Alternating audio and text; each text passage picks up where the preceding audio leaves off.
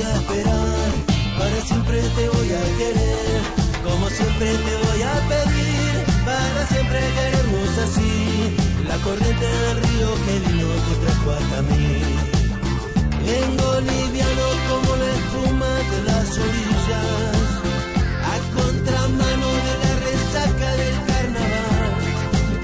Mi sentimiento va a durar, el fuego no me va a quemar, ya no tengo espinas clavadas en el corazón. A lo lejos se escucha venir lo que el río no quiso contar, a lo lejos se escucha venir lo que el río no quiso contar. Como siempre te vas a reír de algo gancho que te diga yo, y te vas a dormir abrazándote siempre a mí. Que vengo liviano como le... Amigos, ¿qué tal? Bienvenidos a este nuevo encuentro de Mirar Entre Ríos. Hoy seguimos recorriendo distintos pueblos de nuestra provincia. Nos vamos a detener en Crespo. Esta localidad, como tantas otras, nace con la llegada del ferrocarril allá por el año 1885, y junto a él se asientan las primeras familias de origen criollo, españolas y también descendientes de italianos. Más tarde, allá por el año 1887, llegan las primeras 40 familias de origen alemanes del Volga. Crespo no cuenta con una fecha de fundación, pero sí se toma el 24 de abril de 1888, fecha en la que se celebra el acta del trazado del plano oficial del pueblo y de la colonia Gobernador Crespo.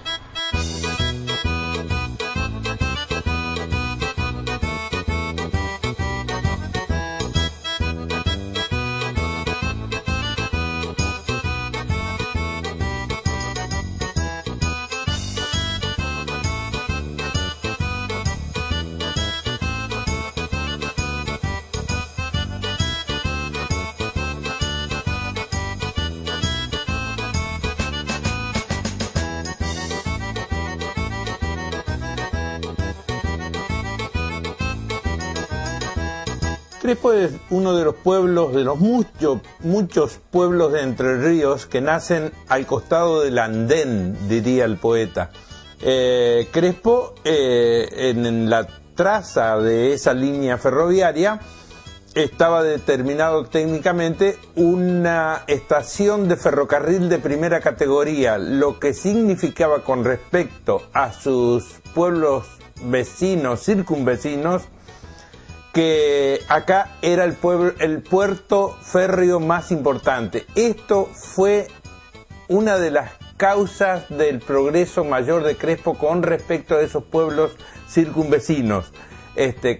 Crespo, al tener su puerto más importante, bueno, llegaron Otto Sagemiller, un visionario empresario alemán que armó su empresa, que hoy tiene los mismos años casi que Crespo, y que fue progresando, ambos fueron progresando, la empresa y Crespo, con mucha fuente de trabajo durante 130 años hoy,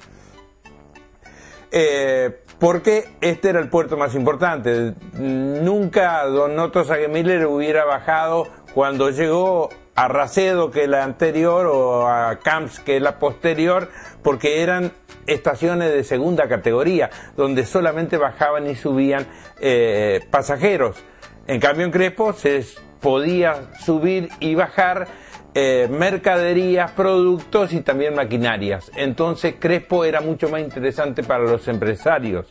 Las primeras edificaciones que se realizan en el campo virgen que eran de propiedad habían sido propiedad del gobernador de Entre Ríos, Antonio Crespo, de quien lleva su nombre en homenaje,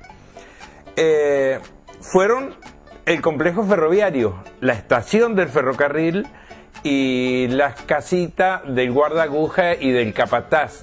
La primer casa habitable de Crespo fue dentro de ese complejo ferroviario, la casa del capataz, y su primer poblador fue el capataz de obra de la empresa inglesa que estaba encargada de la realización de todo el ferrocarril, que se llamó Antonio Stronati, un italiano, de Macerata.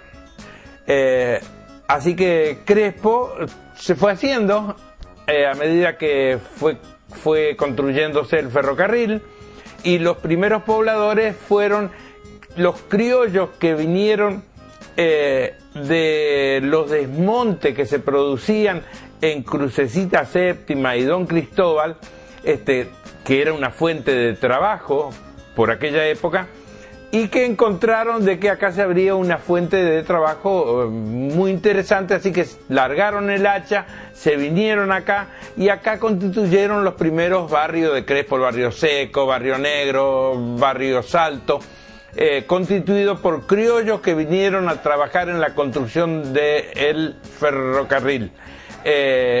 Esos criollos se llamaban punta de vía, porque eran quienes iban construyendo el ferrocarril desde Paraná hasta Concepción del Uruguay. Orlando Britos, en su relato, nos contaba que la empresa que acompañó el crecimiento de Crespo fue el molino harinero de Saquelmugler, pero también sabemos que desde hace 101 años la Cooperativa Agrícola Regional de Crespo influenció notablemente en el crecimiento de esta ciudad y la región. Nosotros tuvimos la oportunidad de hablar con Abel Sabotig, que es el gerente general de esta empresa.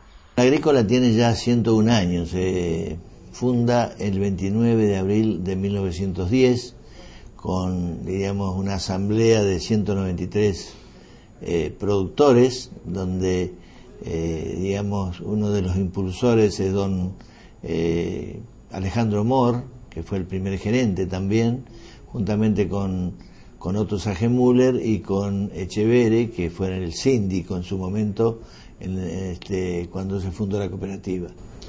¿Qué ofrece la cooperativa hoy? Bueno, hoy ofrece tiene múltiples actividades, ¿no es cierto? La fundamental y la más importante es la agropecuaria, con acopios de cereales, provisión de insumos, provisión de combustibles, industrialización en la parte de alimentos balanceados, y después todo lo otro que es consumo y servicios. Nosotros el mensaje que dejamos es en agradecimiento a los fundadores, en reconocimiento a esa gente que en su momento con gran sacrificio, diríamos, ha fundado esta institución, y en la actualidad el agradecimiento también a la comunidad y a los socios, ¿no es cierto? La comunidad de Crespo está muy arraigada, la cooperativa en la comunidad, y el agradecimiento también a la consecuencia permanente de nuestros socios, que hace que la cooperativa esté en el lugar que esté y tenga las actividades que ha desarrollado durante todos estos años, ¿no? Crespo ha crecido notablemente en estos últimos años. Se ha convertido en una ciudad que posee un parque industrial modelo para la región. Después de la pausa, vamos a estar hablando con su intendente, Juan Carlos Brambila.